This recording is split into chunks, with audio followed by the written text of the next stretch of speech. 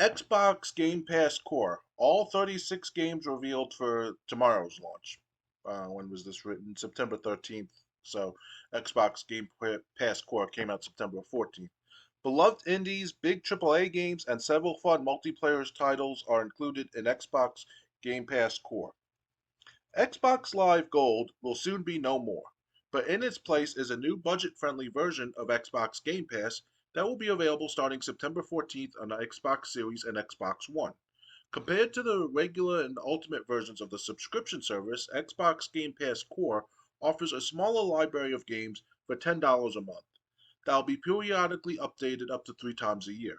That list of games has been finalized ahead at the launch of Xbox Game Pass Core, and anyone looking to sign up for that service can expect a library of strong single player titles, popular multiplayer experiences, and several influential indie titles.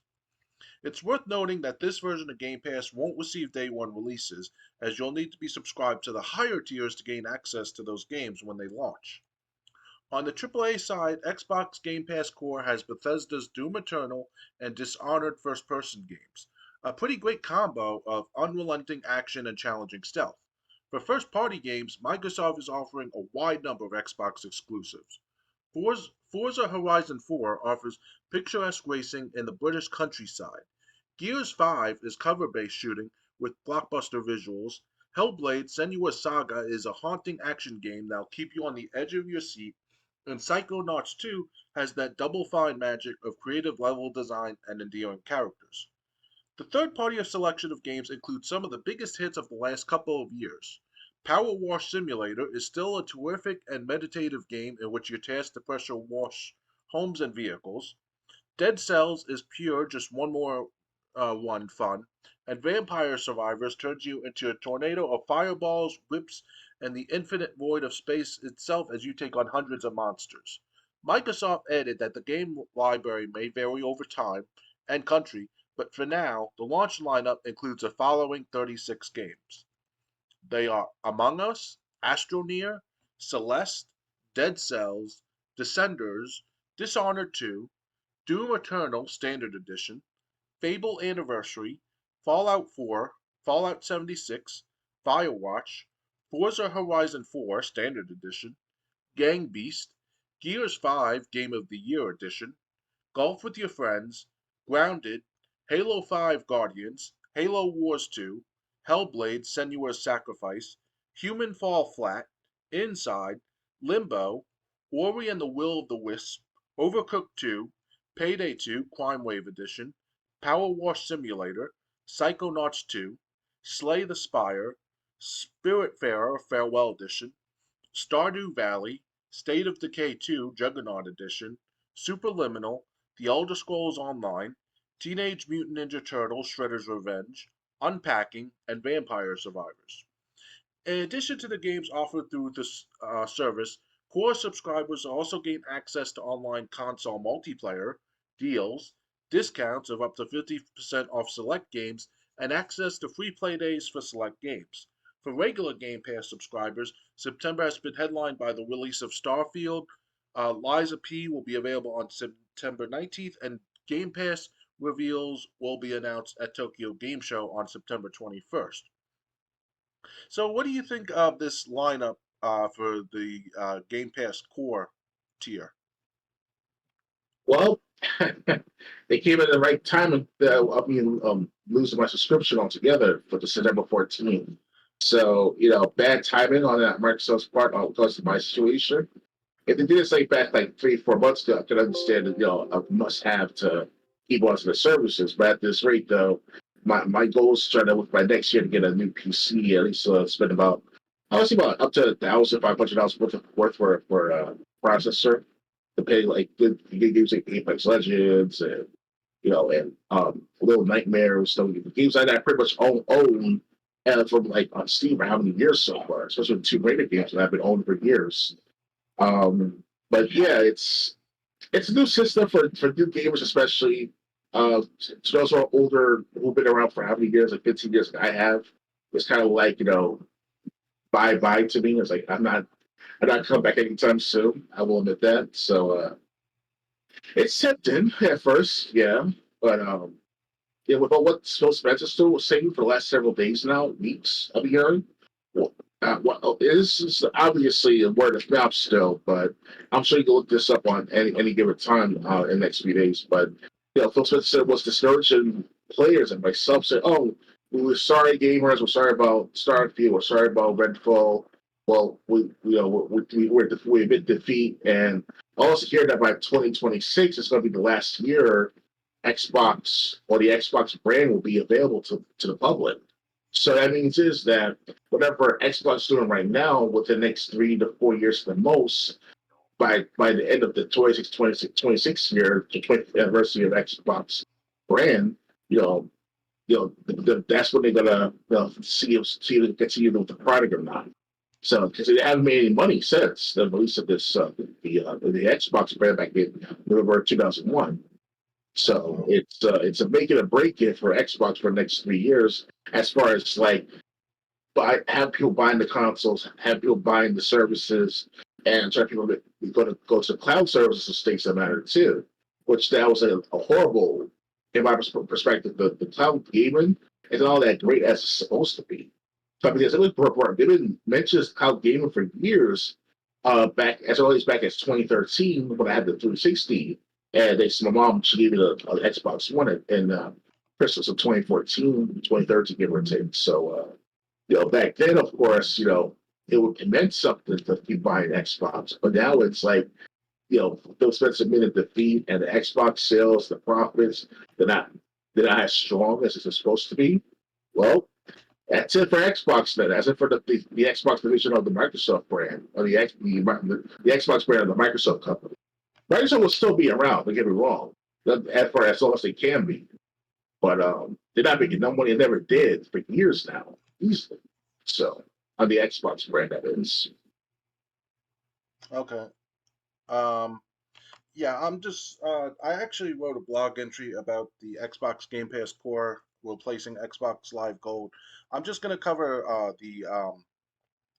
just want to cover part of it because I wrote down what was my favorite about a few of the games on the service. So anyway, if you love first person, so this is what I wrote. If you love first person shooters, there is no excuse not to try Doom Eternal. As someone who loves Doom, I love the fact that Doom Eternal is available to people who can't afford the higher tier of Game Pass. Gears 5 Game of the Year Edition is also on Game Pass Core. Why technical difficulties trying to play the campaign, the multiplayer worked fine with no problems when I played it. Even after you beat the campaign in any Gears of War game, the multiplayer will continue to bring back any Gears of War fan. Overcooked 2 is just as fun as the original. I only had one chance to play this game before I let Game Pass expire. While I got stuck in the sixth world of the first Overcooked, I was having fun in Overcooked 2 and think anybody who hasn't tried either game should give Overcooked 2 a chance. If you want a game that simulates existing in a zombie apocalyptic world, State of Decay 2 is available to play. While you try to build your base, you will have to go out into the world looking for supplies, and that's when most of the fun encounters happen. Then finally, another favorite of mine is Teenage Mutant Ninja Turtles Shredder's Revenge. I teamed up with Dr. Games 101 and other strangers on Xbox Live to tackle, I think it was the arcade mode that we did together. Yep, it's not Um, story while, mode. while we never tried the story mode, I know more content has been added since the last time we played it. So if you haven't played Shredder's Revenge recently and you love the beat 'em up games of the 90s, then you should definitely play Teenage Mutant Ninja Turtle Shredder's Revenge. If you want to read the full blog post, just go to Jimmy's, Jimmys, dash or hyphen deals.com, and then you can pick the blog from the top right. Um, yeah, so those are a few of the games that I enjoy. Um, but again, like I said, it's just I wish something like this had come out before because we had dealt with like years of Xbox Gold being awful, and I think that left a bad taste in many gamers' mouths, believe it or not. I'm one of them. Yeah, Yeah, so I mean, the worst thing they ever did was when they got rid of the 360 and Xbox original games. I wish they had just went back through the original rotation and started offering the games that were first available in 2013 and 2014 for people who didn't have Xbox back then or wasn't paying attention to the games with gold back then because people didn't know what it was. Oh yeah. That's what I would have done if I was in charge of Xbox games with gold. But again, this Game Pass core, there's definitely games on there that I would play and that I enjoyed playing. Um, it's really just a time thing, and it's really just I don't have the money for an online service that's month after month. I have to pay. I'd rather buy a game, you know, purchase a game and have the right to play it as much as I want. You know, um, Doctor Games 101. You got anything else to add, or ready to move on? I wanted to say this though. Um, it's good. Whoever's going with this new launch of the Xbox Game Pass for, they try to do it just in time for the holidays of this year, and hopefully Black Friday, when that rolls around, they might have like special offers for newcomers or at least for returning people. Personally, myself, it's too late for me to go back to Xbox now, in my opinion, or my own free will as a gamer, let alone a consumer. Like Joseph said himself, he publicly said to the public on YouTube, especially, other YouTubers, was it Geeks and Gamers and Bethesda and Bloomberg, the Bloomberg news report news stations. They didn't talk about this like, oh, we admit defeat and all. Like it's over at this rate for Xbox for it to reinitiate or reinvigorate the brand. That whatever if they want to make a profit for the brand, they have to do some drastic actions, which they have now done. But now it's like 3 years is such a short time. But at the same time, it's a good enough time span for them to see where will this go? This new Xbox core brand, or the game passport is called. Excuse me. So let's see what happens the next couple of years from now and see what happens. So I'm ready. All right. Yeah. I do have to say, I do want to say this. I mean, if they're admitting defeat, and it sounds like Xbox is shutting down, or will be shutting down, depending how the next 3 years go. That's going to be scary if 2027 rolls around and the only choices are Nintendo Switch or Sony PlayStation. But Um, but I mean, you don't even have Sega making systems anymore to be the third party, or third uh, company. Unless Sega decides, hey, Sony's out of the picture. Let's try to take that spot, or Microsoft, excuse me, is out of the picture. Let's try to take that spot. But if they don't try that and Xbox has to bow out, um, that's not going to be too good in a few years' time. yeah,